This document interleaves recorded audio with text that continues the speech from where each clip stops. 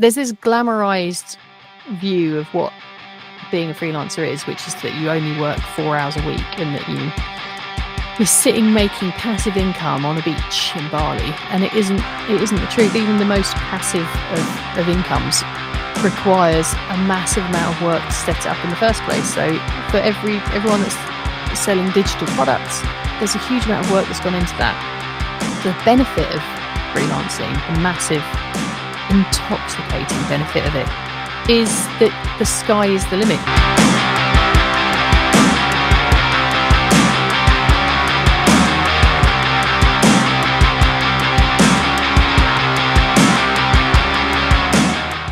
Welcome to The Backbone, a personal branding podcast for people that don't fit inside the box. Today, we are joined by Mel Barfield. Now, Mel is a copywriter and she's also one of the founders of a freelancing community. So, Mel, welcome. It's great to have you here. Hello. Thanks for having me.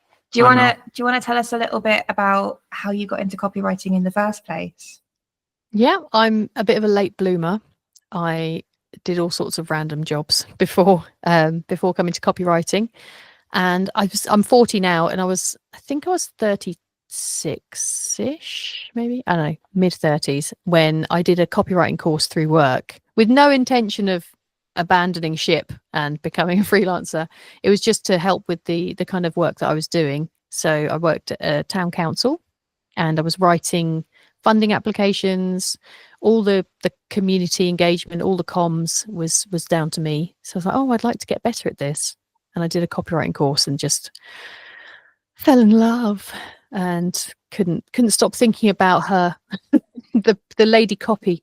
And I just started getting up in the morning on a Sunday. Instead of having a lie-in, we take it in turns having a lie-in, I just study copywriting. See, I can't, that's terrible. Can't say it. I studied copywriting to a dangerous level, really. I became a bit obsessed with it. And it got to the point where I just had to follow that shiny thing. And I'm so glad I did, because now I've been freelancing coming up on 2 years. 3 years. Hang on. What year is it? Who's the president? No, coming up on 3 years. Sorry. Don't remind me who the president is. Oh, God. Yeah, no. Cool. So were you much of a writer before you started getting into it? Was it something like you kind of did when you were younger and then you just like refound your love again? Or was this just like a completely new thing? You were like, oh my God, I'm secretly really good at this and I had no idea all this time. Oh my God, I'm secretly really good at this. No, I did have early success in my writing career at school, where I would, like, my writing, I rewrote the Nativity as a task and mine got picked to be read out in English, and I'd had like minor success in the small leagues of middle school, but I hadn't really seen how I could then turn that into a job. And no one really, like, I remember copywriting coming up on the Kudos quiz, and I just didn't like the idea of being salesy. I was a bit more of a hippie then, perhaps, and just didn't even investigate it. Toyed with journalism. There's a strong journalism to copywriter pipeline. A lot of people I know went that way, and lots of teachers as well. They kind of turned to copywriting. I think copywriting is one of those things that you often end up kind of falling into or finding out about as a grown-up rather than at school. But yeah, it's always been part of all the jobs I've had have involved writing. But I'm not, some people are like, yeah, I just can't help myself. I have to be writing stories and poems. That's not me at all. My daughter's like that, but that's not me. But I do really enjoy I enjoy writing for my job, but I don't tend to do much other than LinkedIn. LinkedIn might be my creative outlet, actually.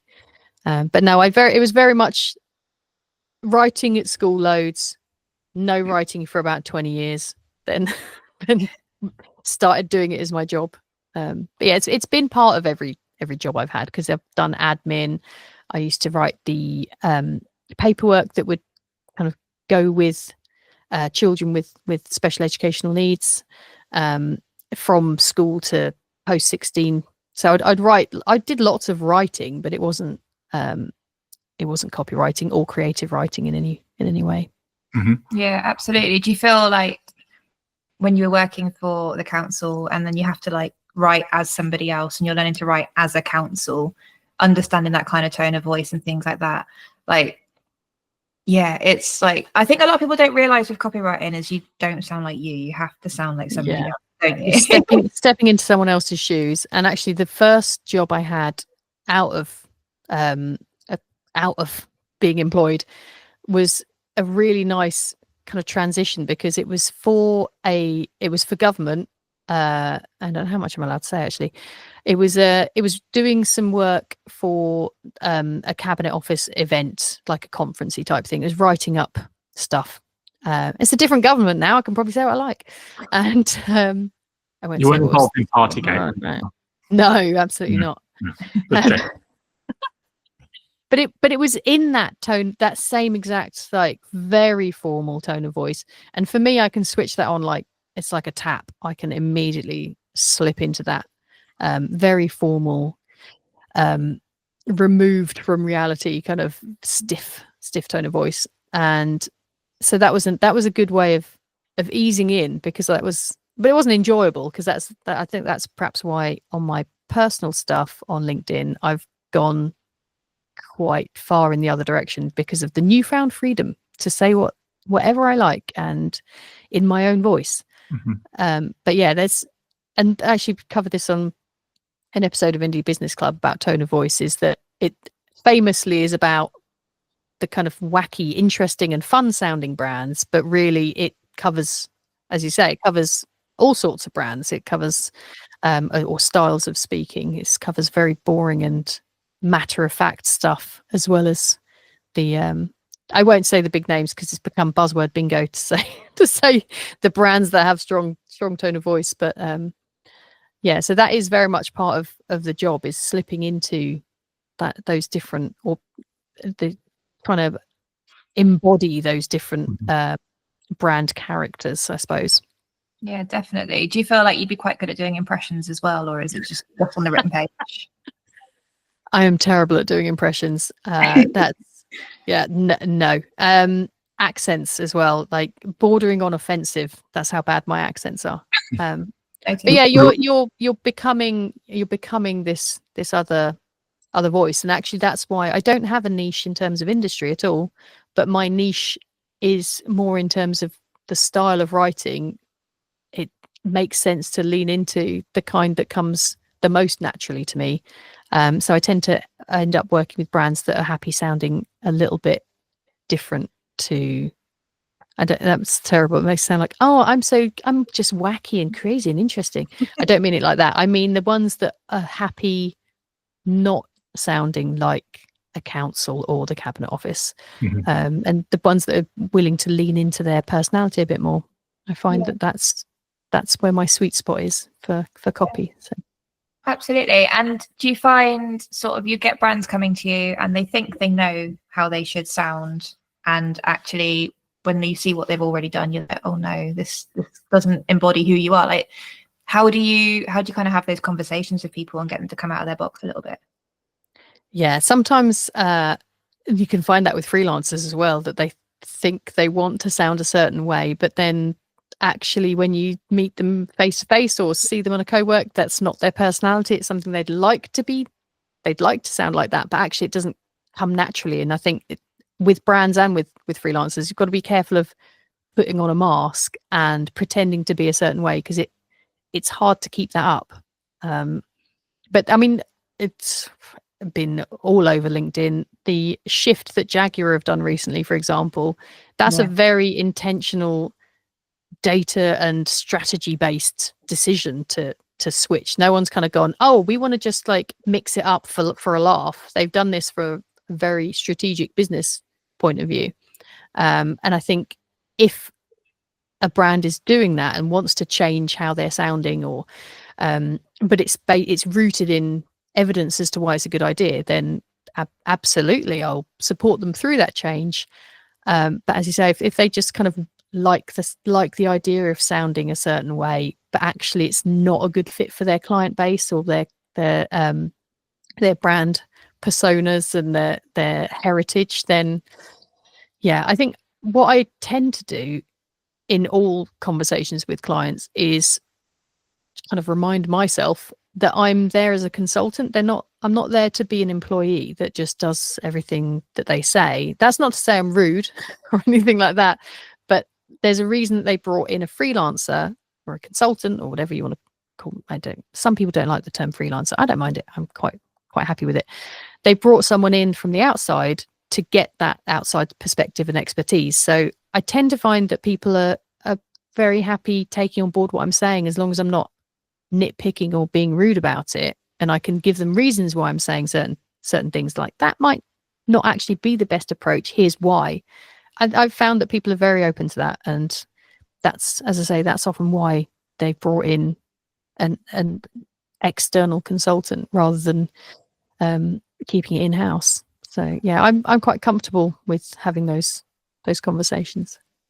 Did you find any difficulty in the early days when you first started out, and maybe you went down a path and then had to U-turn and correct course?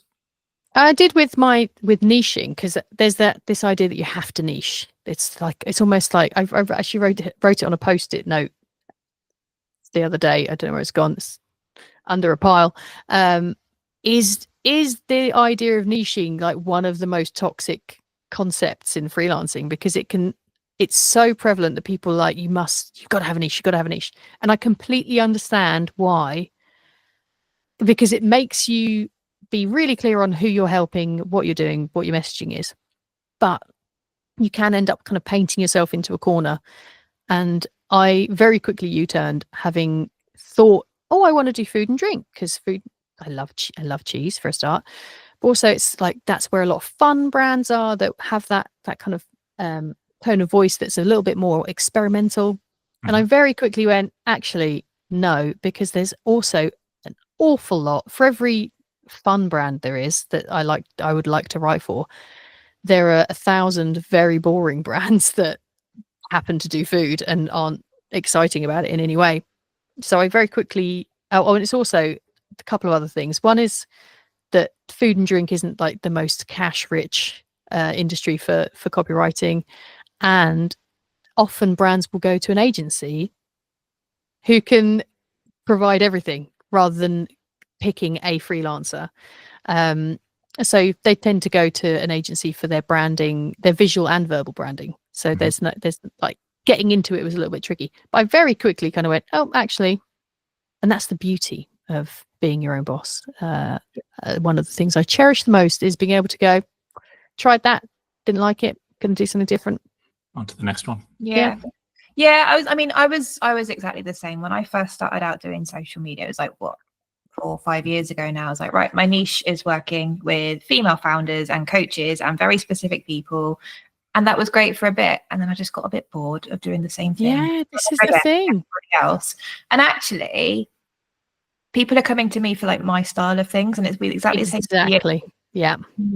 Like, you are very specifically good at short bits of copy and punchy little bits rather than like big, long, waffly things, right? So I get bored writing long stuff, to be honest. Yeah. So like selfishly. But like you said, like the style isn't exclusive to one industry. It can be any industry that has a certain style that matches what you or I do. So yeah, there's almost like why it does help with messaging though. I feel very torn on this because I know that there's some very sage advice out there that you need to be able to say, I do X for so-and-so, and like be really specific about exactly who you help. But yeah, it's a bit boring if you're just doing incredibly. And like, how did you U-turn then out? How did you reverse out of that one? So for me, it was just, I was meeting more and more people out and about, and I'd keep getting emails from people saying, oh, I don't think you'd work with somebody like me, but, and I'm like, no, I will, because your story is interesting. And actually now we've got some really really varied, isn't it? Really varied, really unconventional clients. Like, we work with a pest control products company. That one is really fun to create content for because you really yeah. That's one of my favorite ones to do. And we work with a scrap metal dealer who is like changing the face of metal recycling for women in that industry and like being a real trailblazer. And it's like these stories of these people that have led these incredible lives. And I am way more interested in working with them than just Yeah. making sort of lovely little quote Instagram posts of Brené Brown and chugging along with that. So yeah, it's kind of how That's funny. I put a Brené Brown quote on a slide recently for a talk, but it was specifically because I said to someone in the audience that I would crowbar in just one little Brené Brown. But the other thing about, if you've got a niche that's really specific, then it makes it harder for you to differentiate between your clients and make sure that you don't accidentally recycle something that you've already thought of and shipped and then forgotten about and then thought of again. Do you know what I mean? Like the risk of cross contaminating your social feeds is a bit higher, and running out of ideas as well, because if you're trying to speak to the same demographic or like customer persona for each of your clients, then that becomes very, very blurred. So yeah. pros and cons, but I do think that there's a very prevalent that you must niche. It's almost verging on toxic, I think. Yeah, and any rule that's well established is there to be broken at this point as well, isn't it? And the more sort of you step outside of the box, the more you stand out. And as a creative person, you don't want to paint yourself into a corner, do you? Where you're just doing the same thing day in and day out. It's that's no fun. No. I wanted to do the same thing day in, day out, then I would have stayed employed. Like that's exactly, one of the wonderful things. Yeah. Are you an avid reader as well, Mel? I've got lots of books behind me. I haven't read them all. I find it really hard to concentrate, so I've now switched to audiobooks. I do love an audiobook. Always got an audiobook on the go. Yeah. What's the them at? Do you listen? 1.5 always. Yeah. And actually, I do voice notes like that as well. And when there's a section in our podcast where we play a voice note, and I was like, I find it so boring because I listen on 1.5 and then I have to like play at one time speed, and then when people are talking in real life, I'm like, just hurry up. Yeah, I can't. not you. Yeah, I can't do 1.5. It gives me a panic attack. I feel like 1.2, or do you go to 0.8? Are you like, whoa? Let's slow this down. Yeah, just straight down the middle at 1. Yeah, just as it comes. Yes, yeah. I like to digest the information slowly and think about it rather than just get to the end of the book. But Sam's a 1.5 as well. Yeah, I will try. It's just a lot more efficient. Yeah, that's exactly what I was about to say. It's a lot more efficient. Definitely. So you are a freelancer. I'm assuming you're working from home. This is my home. Yes. How do you find a sense of community? Because obviously, like, you've created an entire community of freelancers. So like, how did that come about? Oh, I'm always like careful not to call it a community, because whenever somebody like adds me on LinkedIn and then goes, "Thanks for joining my community," I'm like, I literally just clicked accept. What are you talking about? I'm not. Don't you claim me? But we've got a lovely community of listeners. We have some loose plans for the next year of how to have more of those productive conversations and involve listeners in that.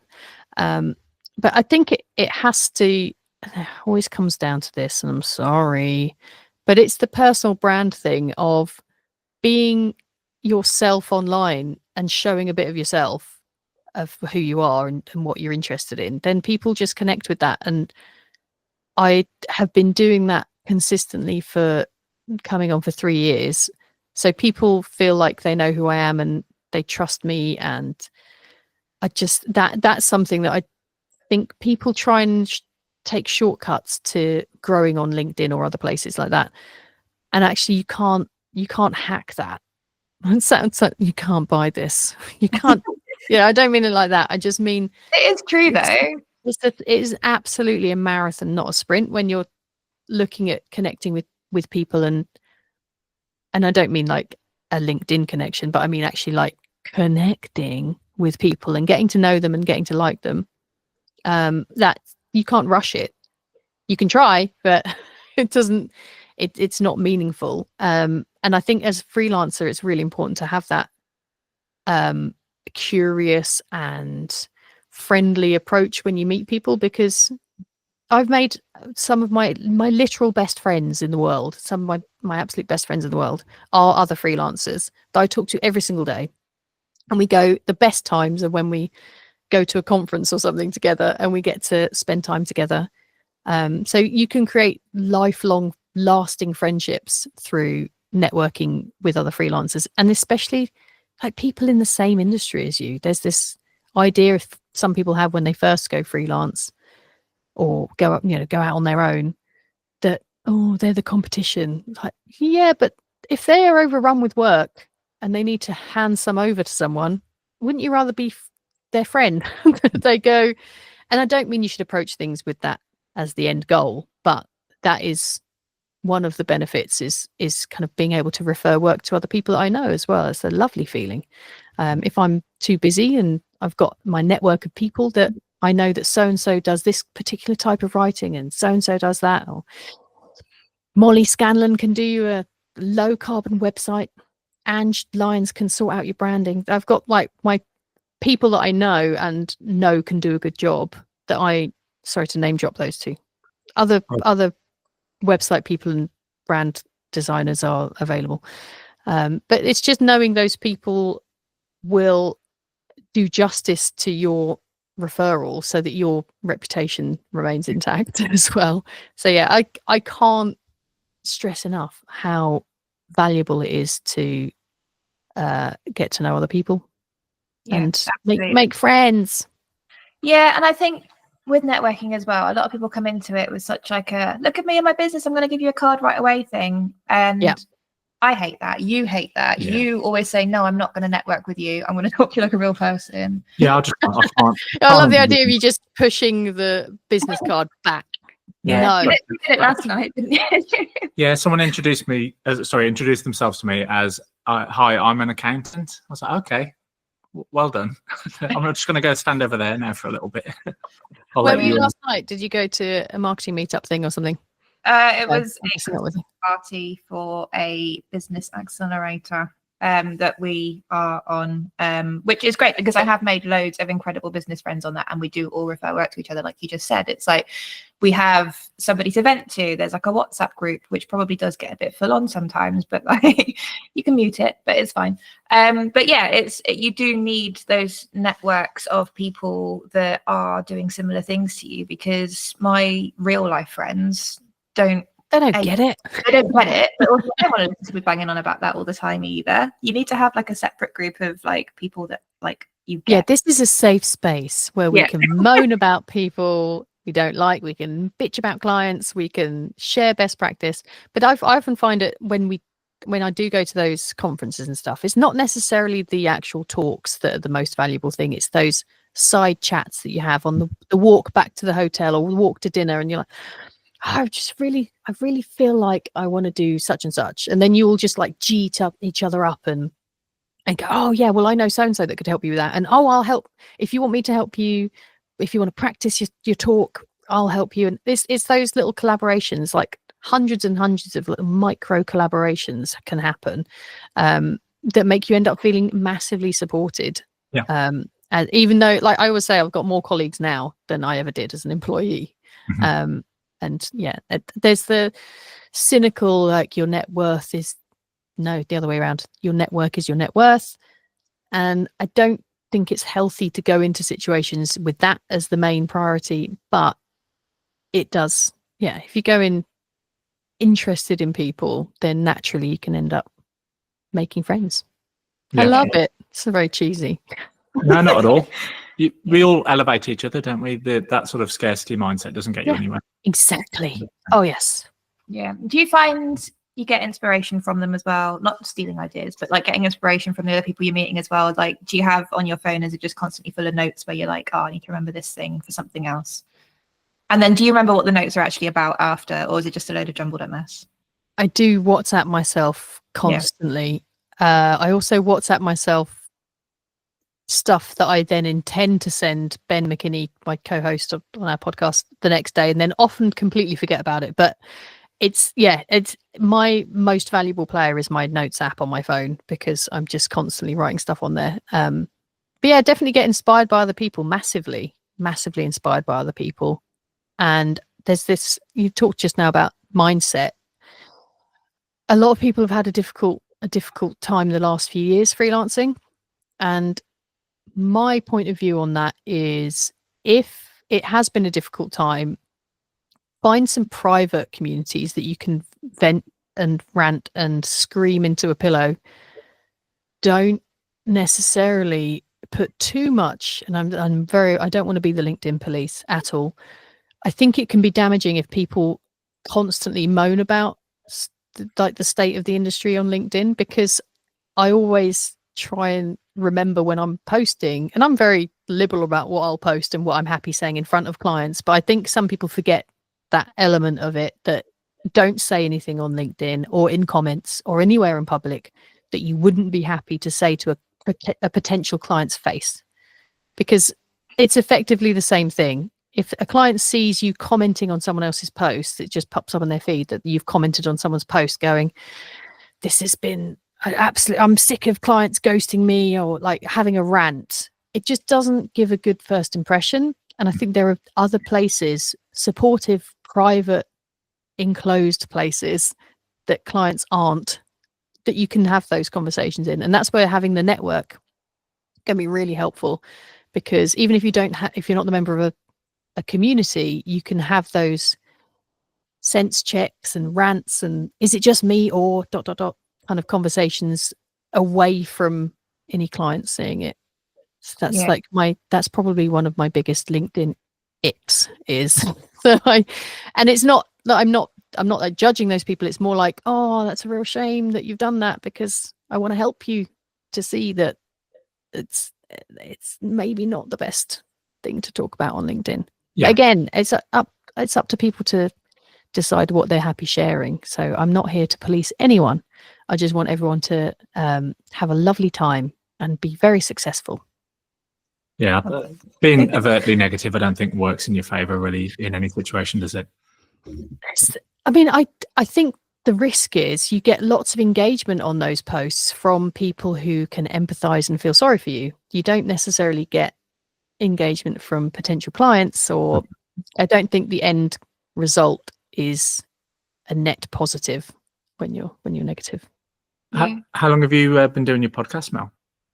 I looked it up the other day, because I can't believe it's only since June this year, but we release an episode every 2 weeks, and we've managed to weather Ben had another baby, so we managed to carry on because we batched it before he went off, and then he had paternity leave. I had one episode guest co-hosted by Dan Nelkin, and then we're on by the end of 2024 we will have done 14 or 15 episodes, which we're quite happy about, because as you know, there's a lot of work that goes into doing a podcast. But we started before that, we were doing LinkedIn audio events, and that's how we ended up. Well, we started before that, it was voice noting each other on WhatsApp and then going, this is great content. Often it probably wasn't, but we were having these conversations, like I said, about the support stuff, the support side of things, the conversations about how would you deal with this client, how would you deal with this pricing inquiry, what's your onboarding like. And Ben's been in business for way longer than I have, so he was rich brains for picking, and then I was bringing other, I'm a lot more social media-y than he is, to put it quite lightly, though he has recently had some smash hit LinkedIn posts. So we complement each other well and bring different perspectives on stuff and different experience. So yeah, he's like my unofficial business mentor. So we thought some of this is good stuff. And actually when I first went back in, so I went freelance officially the first of like full-time freelance 1st of January 2022, and I put in place loads of stuff through having heard other freelancers talk about it. So things like I don't give out my phone number, because I saw that other people didn't give out their phone number, and I thought, you can do that? Okay, I'm going to do that. And having those conversations with other people in a similar situation as you it's invaluable. So that's why we ended up trying to bring that to not the masses, but bring that to a wider audience, so that I don't think there's any in the same way there's nothing good comes of being negative online. I don't think much comes good of being of like gatekeeping stuff. Like there's no, I don't know why you would, when if you can share how you do something and then someone else goes, that's reinforced to me that I don't want to do it the way she does, then even that's helpful, even if it's not like inspiring people to do it my way. I think just getting people to think about how they're running their business is quite helpful, because otherwise you just end up doing it. You do the work and the churn, and you don't ever go, maybe there's a different way I could do this element. So yeah, it was a long-term thing deciding to finally do it, but yeah, I'm glad we did. No, that sounds really positive. Can I ask you a question? Of course. Yes. Why did you decide to do a podcast? I don't get to interview people, see, because ours isn't an interview one, and now I'm like, oh, tell me more. Yeah, so I mean, we run a personal branding agency, and we love hearing people's stories. And it's not about, I think people think personal branding is this really sort of like corporate professional thing, but actually you're just yourself, aren't you? And we wanted to create a space for people to kind of share what they do and like the different sort of elements that they bring into their personal brand as well, mostly so we can learn about it as well and just steal all your ideas, but also so like that's fair. I like that. Something that gives people the ick, definitely. There's that gross personal brand. It's like the word authentic. Everyone hates it, but actually it's the core root of what it is great, but it's just personal branding needs a rebrand, I think. Absolutely. And that's kind of what we're trying to do, but like making it cool instead of cringy. We are trying to, because I don't think people realize, like, once you start sort of putting your story out there, even if it's like you've just started out and actually everything's going wrong, if you tell people about what you're going through, they might be going through the same thing, and you might be able to help them, and then you might be able to work it out together, and then you can collaborate, and all these great things happen. But I think people are so afraid of putting themselves out there or telling their story that it really holds people back. And actually, like, the clients that we love working with, like we were saying earlier, are the grittier, weirder ones, because they're the ones with the interesting stories, and people aren't sharing those stories. So usually they're the first person in their industry to do that. Working with like glossy solicitors and things like that is fine. Like, I like it. It's like our brand sometimes, but I want everybody else to share all the like their weird bits. Like, you always say reveal your ills, don't you? That's your it's one of my catchphrases. It sounds like very Dickensian. I like it. Yeah, we know a lot of cool people locally doing interesting things, and it's just a chance to have a conversation and give them a chance to platform themselves and just spread a bit of just a positive message on people doing cool things. And I also think that there's almost a duty to make the LinkedIn feed in particular less gross. And when people who are really interesting don't go on there and post about the interesting things they're doing us a disservice. We want to read that stuff. We want that to crowd out the boring hustle bro stuff. I think I'm well on board. There's that many things nowadays, aren't there, that people have branded as cringe or whatever, or embarrassing, that people are afraid to open their mouths online, aren't they, in case they fall into another one of the modern pitfalls that someone's just dug for them. There's that meme, isn't there? Is it like a cow standing in the looking out to sea, and it says, "I'm cringe, but I am free." I so identify with that, because if people think you're cringy, then they're not for you. It's fine. Yeah, I'm too old to care anymore. About people thinking that things are embarrassing or cringe. I'm not interested. I'm not sure who the jury was that decided what was cringe and what wasn't, but I wasn't involved in the meeting, so I'm not I did submit some evidence on that. Yeah. Okay. That was you.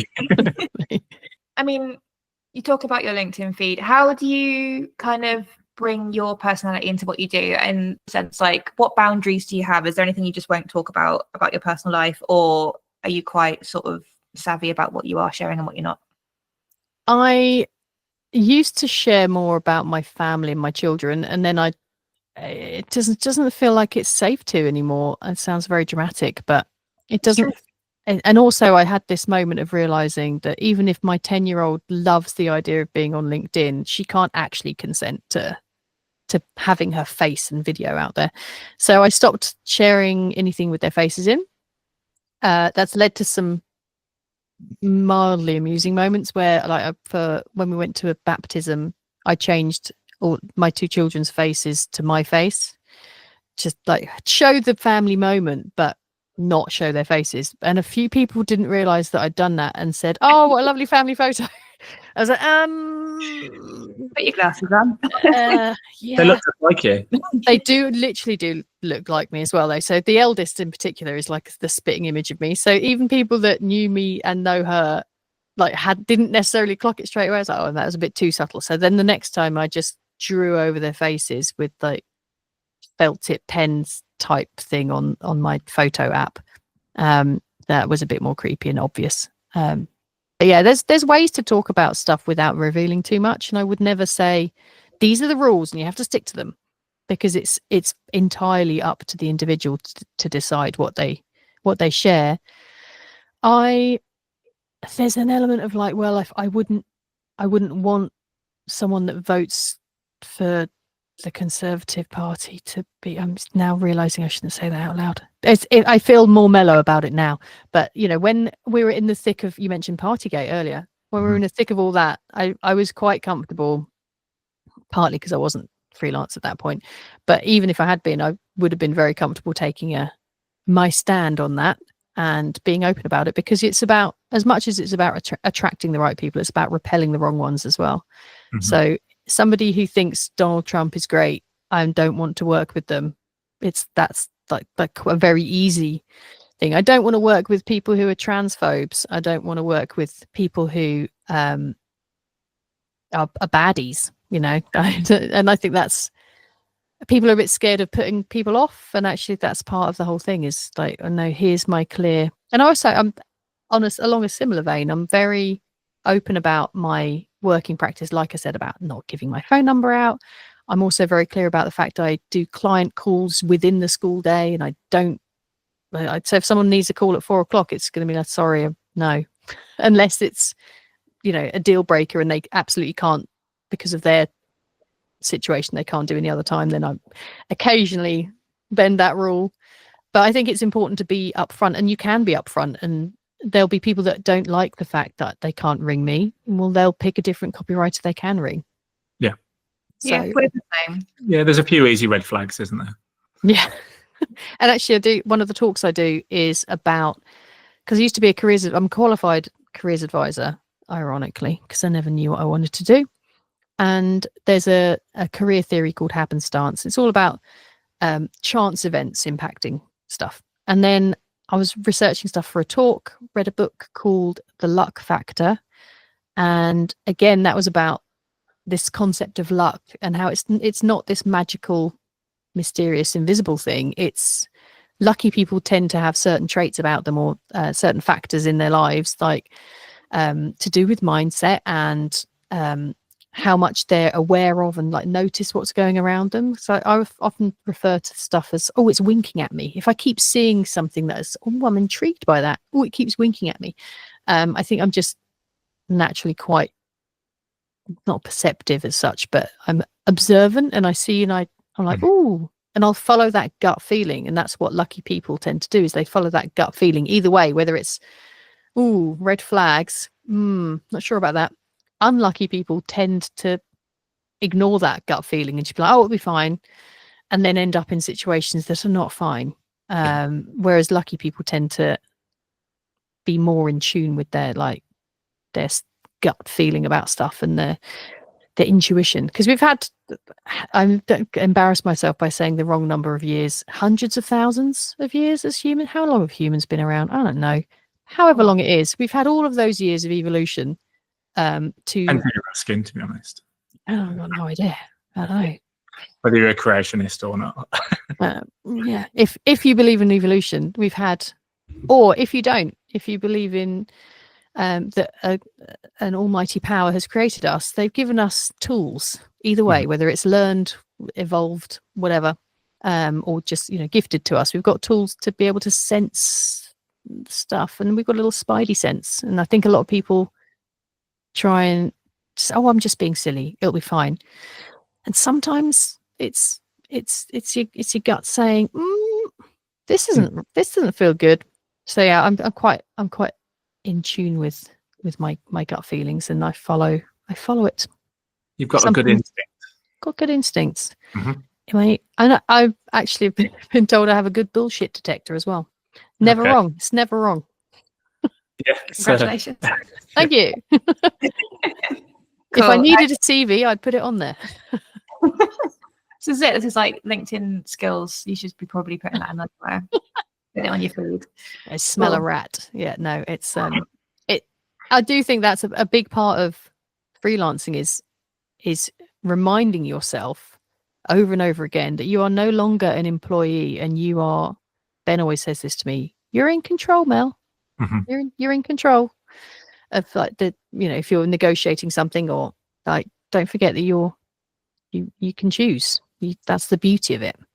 Yeah, absolutely. If you were employed until you were 35, I'm explaining it to Sam recently, because I've only just recently come out of employment myself. You almost become institutionalized, and you with the conformity of every single day, of just being told what you do when you wake up, what you're supposed to be doing by midday. Yeah. And when those guidelines are taken away and you're left to your own devices, it can be paralyzing. It can be difficult as well to be strict with yourself. And actually, my shiny new toy to deal with that is my Remarkable tablet. I'm not on commission. Other tablets are available for writing on, because it removes any distraction. I can't go on LinkedIn on there. I can't go on Google. I can't go on Amazon and look at random stuff I don't need. It's purely there to write stuff. And I got the little keyboard folio thing. So that's something I can then do in a completely different room, away from all my plants, and not have distractions. And I think you have to be really disciplined in some ways, because people often joke like, oh, I went from a 9 to 5 to working 24/7, because you don't stop thinking about your work. When you leave that employed situation, you do lose the structure, and that can be dangerous. That's why I'm quite glad to have the school day to bookend like the client side. That doesn't mean I'm not thinking about and doing like marketing-y type stuff all the other hours of the day. But yeah, I think there's a lot of people cling to that employee mindset, like I said earlier, about this idea that there's a hierarchy and you're below the client. I don't think that's a healthy way to do things, because then you relinquish a lot of the control that you have over how onboarding goes and how the deadlines are laid out. And yeah, I think that's probably one of the biggest challenges for freelancers, is probably undoing a lot of that mindset.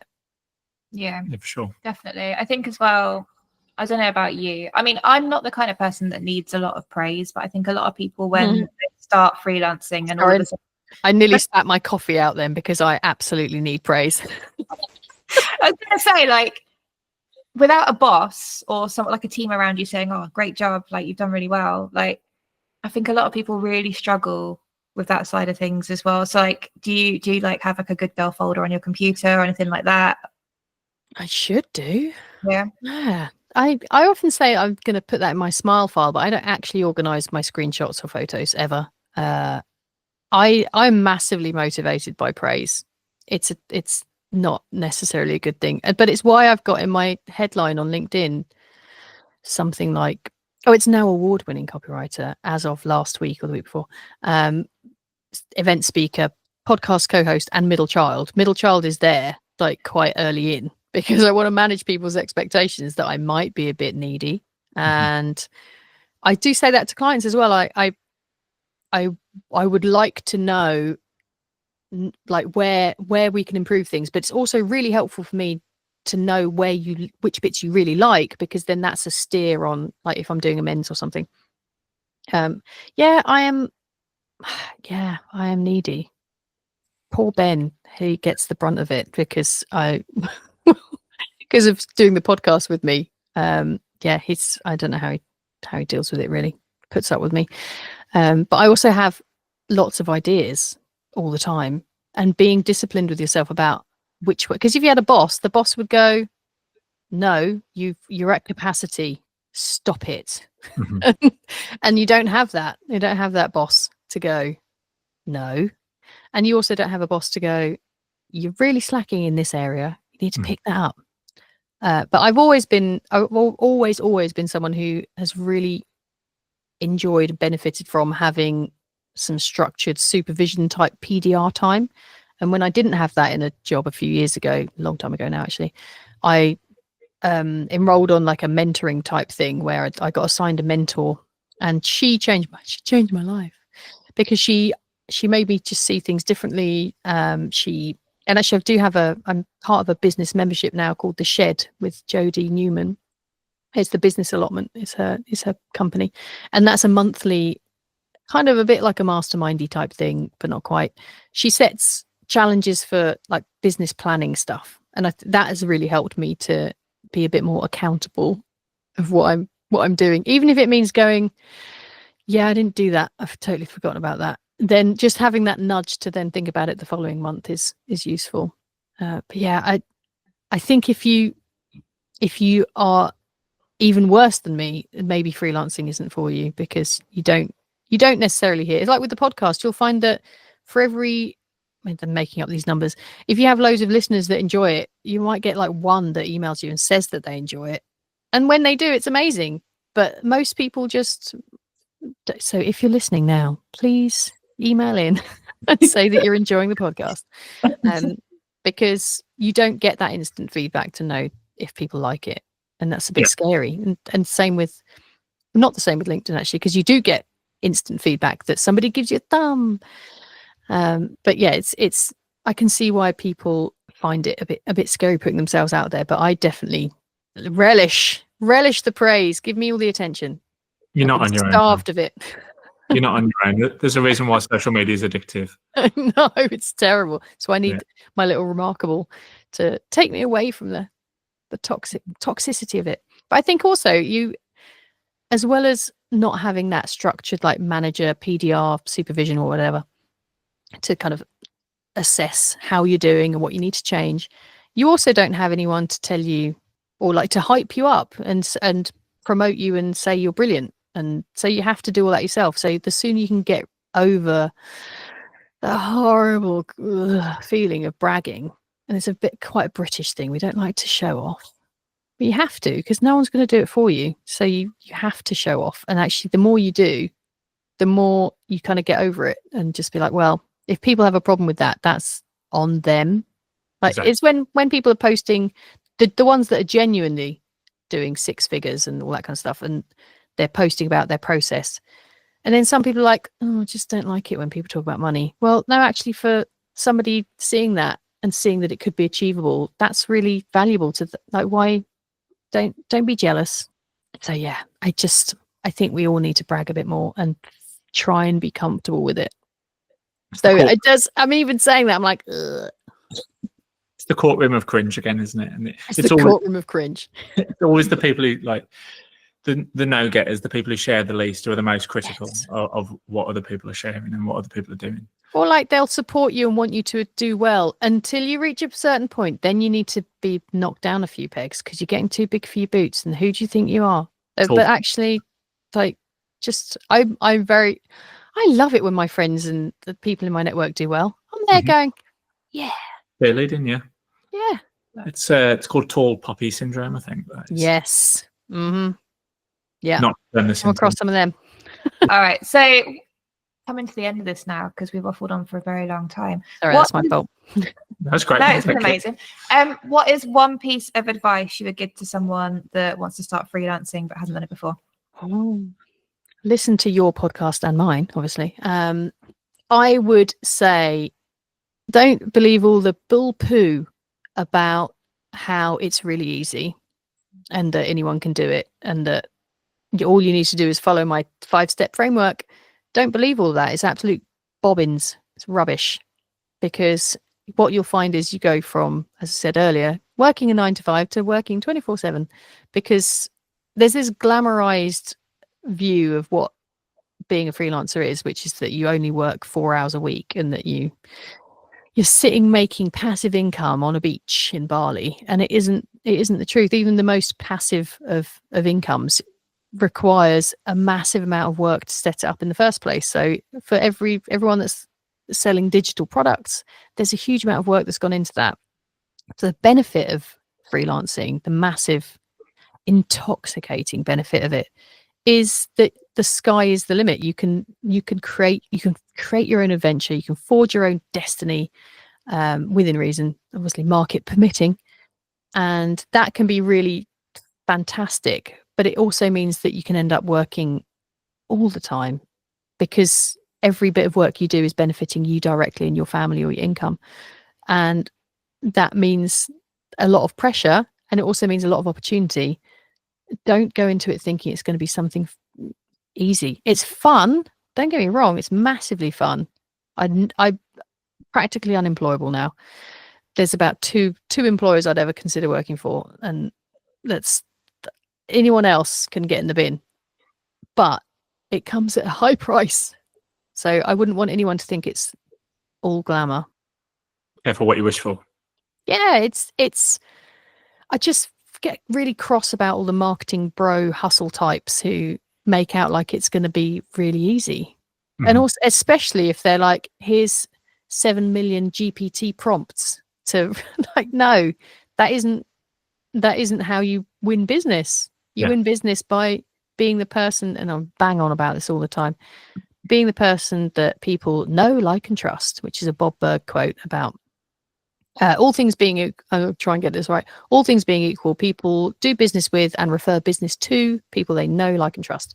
And if you're not out there building that personal brand, whatever you want to call it, reputation, then people aren't going to like you or know you or trust you. So you need to go beyond the business card and the online CV and add a bit of texture, a bit of context, a bit of, technicolor.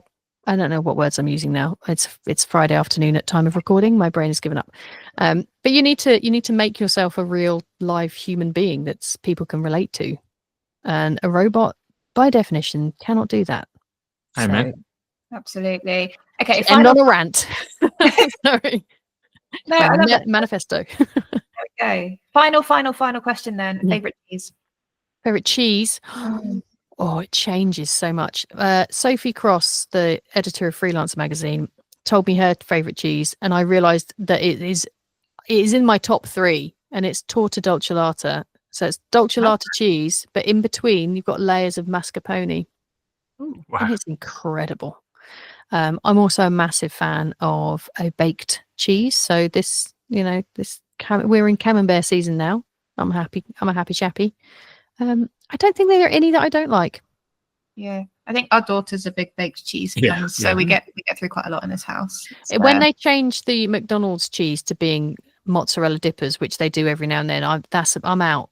Anything but the mozzarella dippers. One last cheese thing. The Cars, like, whole grainy biscuits, Philadelphia, but the cheap version, not the actual branded stuff, it's too expensive, with Stilton crumbled on top. That is a top tier snack. You can have that one for free. Well, one of our daughters that I'm sure that should be over the me. Yeah. If we tell her about that now, we're going to have to go to the shop right away. Yeah. I don't tell her now. Save it for another day. Yeah, cool. All right. So if people want to find out more about you and all of your brilliant stuff that you do, where can they find you? I am chronically on LinkedIn. It's Mel Barfield, like Garfield the cat, but with a B. My website is allcopymel.com, and our Substack is Barfield. I always make Ben say this bit because I can never remember it. Let me check it. Oh, no. Barfield and McKinney.substack.com. McKinney is McKinney. Or you can go to indiebusinessclub.com. But if people sign up there, then I have to faff around with admin more. So just go to the Substack. Cool. And I'm on Blue Sky as well. I keep forgetting that exists, but that is slowly healing the Twitter wounds for me. The sadness that I felt about Twitter dying. We're new to Blue Sky as well. So yeah. Are we connected on there? I lost track. Sorry. We'll have to have a little bit. We'll do it. We'll do it off air. We'll connect. Well, thank you so much, Mel. That was incredible. Thank you for joining us. Oh, thank you so much for having me. And yeah, And good luck with the podcast. It's great fun, but it's a lot of work.